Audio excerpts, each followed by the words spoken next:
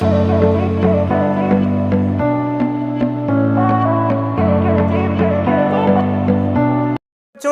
मैंने आपको बताया कि पैरेलल एक्सिस थ्योरम और परपेंडिकुलर एक्सिस थ्योरम दो इंपॉर्टेंट थ्योरम्स हैं।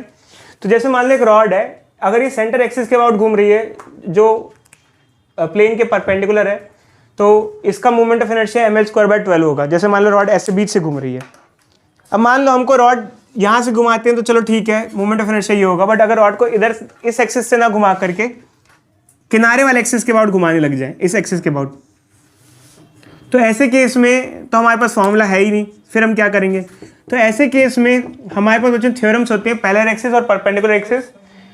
पैरेलल एक्सिस और परपेंडिकुलर एक्सिस वो हम आपको बताते हैं। देखो बच्चे, जहां हमको पैरेलल एक्सिस का यूज होता है वहाँ हम पैरेलल एक्सिस यूज करते हैं, जहां परपेंडिकुलर एक्सिस का यूज होता है वहाँ परपेंडिकुलर एक्सिस का यूज करते हैं। हम बताते हैं बच्चे, रुक जाओ बच्चे, रुक जाओ।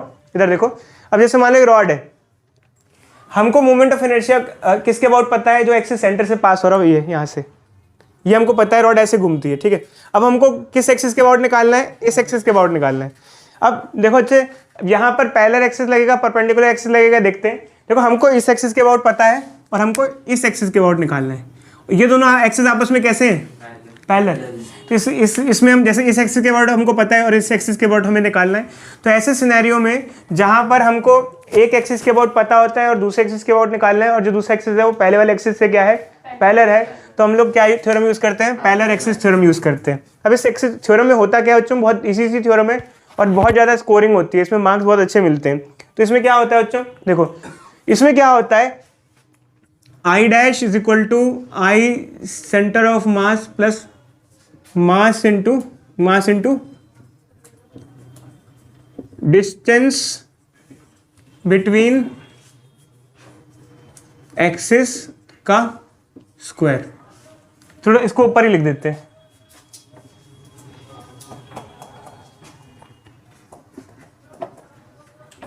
ये थ्योरम यूज करते हैं। ये क्या है? थोड़ा सा बच्चे देख लो, आई डैश लिखा है मैंने यहाँ पर। अब ये क्या है?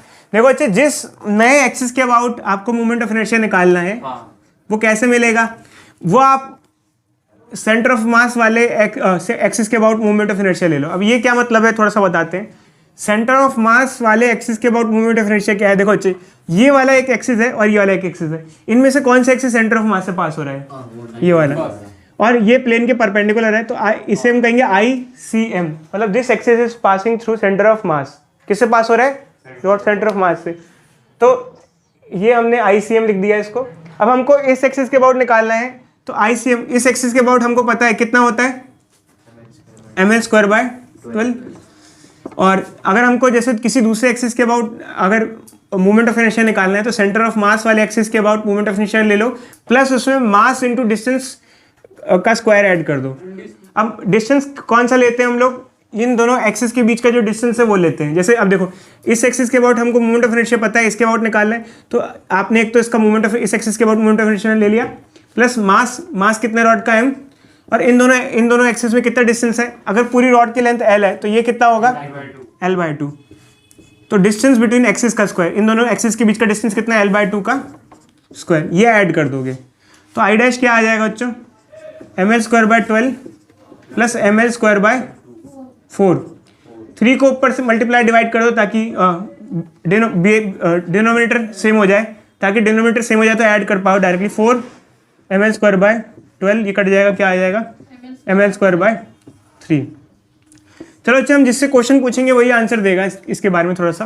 तो हम बताते हैं। जसकरण ये बताओ, जैसे एक रॉड घूम रही है, तो एक रॉड देखो दो तरीके हैं। एक तो रॉड ऐसे घूम रही है और एक रॉड कैसे घूम रही है? किनारे वाले एक्सिस के अबाउट घूम रही है। किस केस में रॉड को घुमाना आसान है और किस केस में रॉड को घुमाना मुश्किल है और क्यों? जो सेंटर से घूम रही है उसमें आसान होगा। क्यों? इस एक्सिस से जब रॉड घूम रही है तो उसमें आसान होगा, क्यों बताओ? क्योंकि इसमें मास डिवाइड हो रहा है दोनों में, और क्योंकि इसमें मोमेंट ऑफ इनर्शिया क्या है? कम है।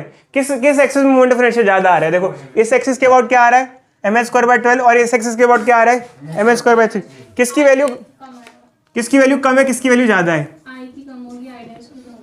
देखो ये वैल्यू जो है ये कम है, मतलब डिवाइड बाय 12 है, तो इसका सेंटर एक्सिस के अबाउट मोमेंट ऑफ इनर्शिया क्या होता है?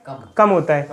सेंटर, ये जो सेंटर ऑफ मास से पास हो रहा है, तो सेंटर के अबाउट घुमाना रॉड को क्या होगा, आसान होगा, और किनारे के अबाउट घुमाना क्या होगा, मुश्किल होगा, क्योंकि किनारे के अबाउट मोमेंट ऑफ इनर्शिया क्या है, ज़्यादा है। अब फिर से देख लो बच्चों कैसे निकालना है। अब अगर आपको मान लो जो एक्सिस है जो सेंटर ऑफ मास से पास हो रहा है उसके अबाउट मोमेंट ऑफ इनर्शिया पता हुआ है, जैसे यहाँ पे भी दे रखा है कि जो एक्सिस है सेंटर ऑफ मास से पास हो रहा है इसके अबाउट मोमेंट ऑफ इनर्शिया है ml²/12, और हमको दूसरे एक्सिस के अबाउट मोमेंट ऑफ इनर्शिया निकालना है जो कि इस एक्सिस से क्या है, पैरेलल है।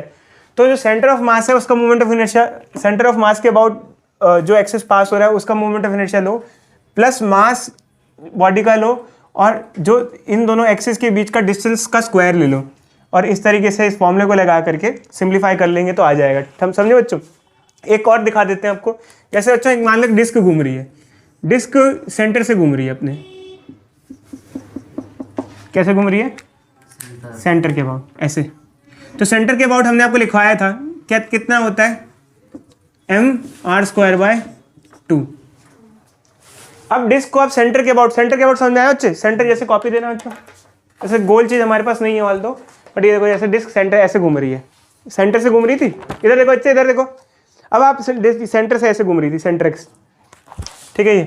अब आप डिस्क को सेंटर के एक्सिस के अबाउट नहीं, इस एक्सिस के अबाउट घुमा रहे हो। किस एक्सिस के अबाउट घुमा रहे हो, इसके अबाउट, कोने वाली, मतलब ऐसे घूम रही है अब डिस्क, यूं, समझ रहे हो बच्चे, यूं पूरा यूं घूम रही है, ठीक है।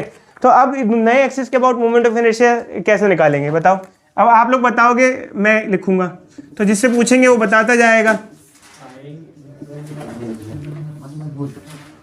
बताओ बच्चे क्या लिखूं मैं यहाँ, कैसे करूं, क्या लिखूं? सर पहले आई की वैल्यू डाल जो आ रही है, ICM, ये क्या हो जाएगा, mr²/2 मास m m r/2 का होल स्क्वायर, इन दोनों का डिस्टेंस r/2 है।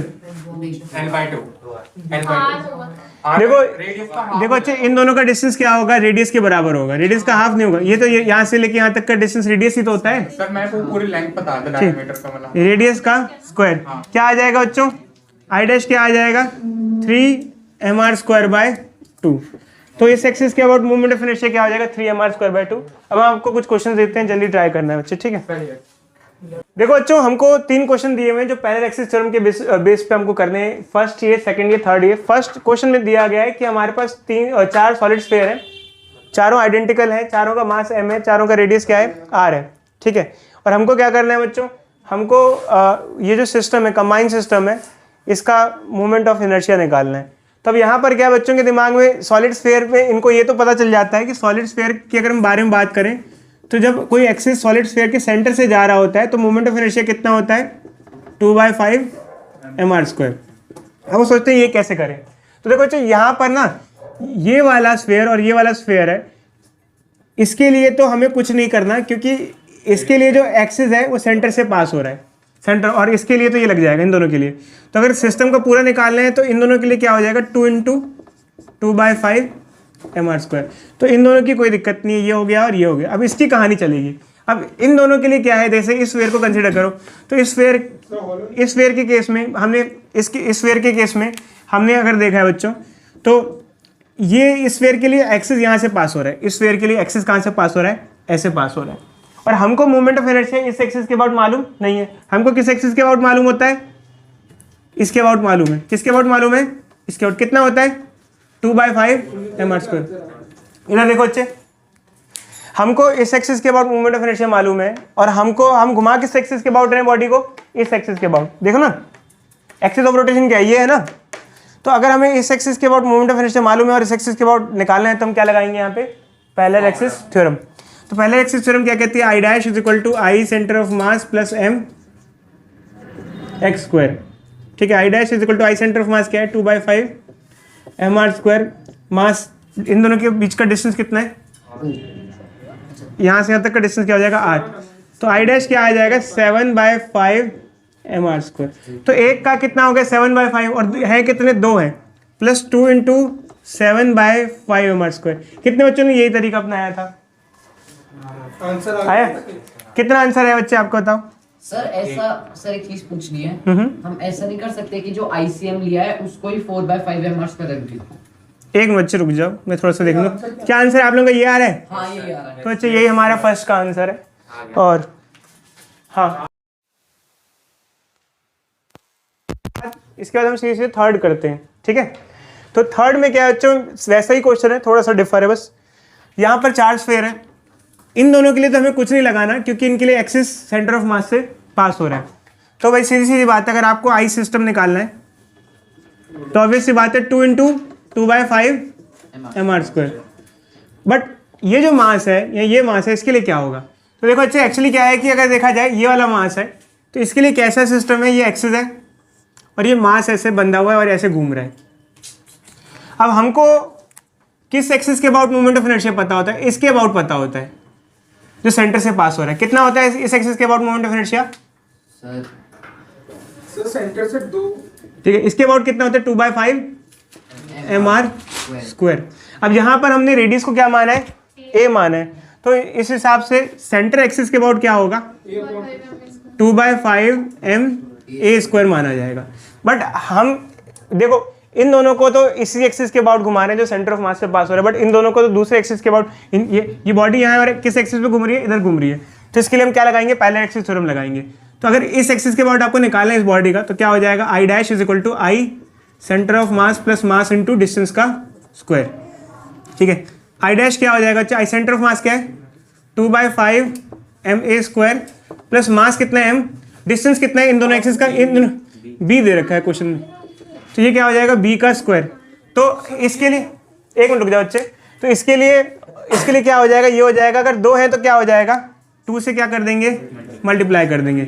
अब देखो हुआ क्या कि इन दोनों का हमने ऐसे निकाल लेंगे, 2 से मल्टीप्लाई कर देंगे। चलो अभी नहीं कर रहे हैं, बाद में कर देते हैं। सिस्टम का निकाल लेंगे। देखो दो तो हमने ये ले लिए, इसमें तो रेडियस को हम क्या लिख लेंगे? a ले लेंगे, यहाँ मिटा के क्या ले लेते हैं? a का स्क्वायर। और बाकी जो दो बच्चे हैं उसके लिए क्या होगा? 2/5 ma² प्लस mb² इंटू 2। रुक जाओ बच्चे, रुक जाओ, कर रहे हैं, इधर देखो, ठीक है। क्या हो जाएगा? अब बताओ I system is equal to, ये क्या हो जाएगा? 4 और इंटू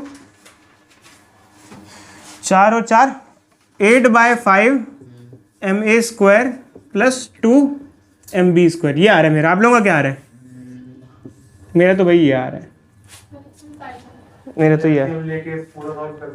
देखो बच्चों, जो ये वाला क्वेश्चन है इसमें हमें 4 रॉड दिए, 1 2 3 4, और ये 45 डिग्री है सारा का सारा मान लो, और इसका मोमेंट ऑफ इनर्शिया पूछा हुआ है। तो इसके लिए सबसे पहले एक चीज़ ध्यान रखो, जैसे कोई एक रॉड होती है, अगर एक्सिस ऑफ रोटेशन उसके सेंटर से पास हो रहा होता है तो मोमेंट ऑफ इनर्शिया कितना होता है? ml²/12। अगर एक्सिस उसके किनारे से पास हो रहा होता है तो मोमेंट ऑफ इनर्शिया कितना होता है? ml²/3।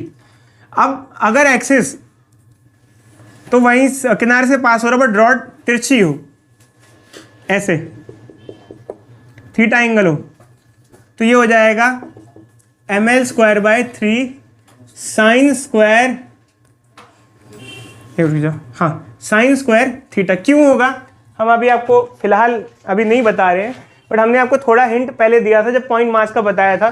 तो ये ध्यान रखना, एंगल पे है तो sin स्क्वायर थीटा हो जाता है। अब ये जैसे ही ये मैंने लिखा, अब आपके लिए क्वेश्चन आसान हो जाएगा। आप कहोगे सर यहाँ पर ये साइन एंगल है, ये कितना है? 45 डिग्री है, तो इस हिसाब से यहाँ पे क्या हो जाएगा? ml²/3 साइन 45 कितना होता है? 1/√2, उसका स्क्वायर क्या हो जाएगा? 1/2। तो एक का क्या हो जाएगा? ml²/6। और कितनी रॉड है ऐसी?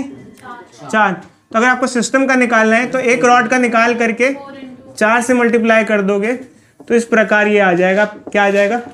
2/3 ml²। अब बाकी ये साइन वाला कॉन्सेप्ट वही है, शॉर्टेस्ट डिस्टेंस वाला कॉन्सेप्ट है। कौन सा कॉन्सेप्ट है? Shortest distance. बट जैसे याद ही कर, अगर इसमें रॉड ऐसे इंक्लाइन होती बट बीच से पास हो रही होती तो इसमें ये क्या हो जाता है? यहाँ पर ml²/12 साइन स्क्वायर थीटा हो जाता है। ये ध्यान रखना, बाकी इसको याद रख लो, ज़्यादा बेटर है। साइन कॉस के चक्कर में इतना भी फिलहाल ना ही पढ़ो तो ज़्यादा बेहतर है, ठीक है? काम आ जाएगा आपके डायरेक्ट।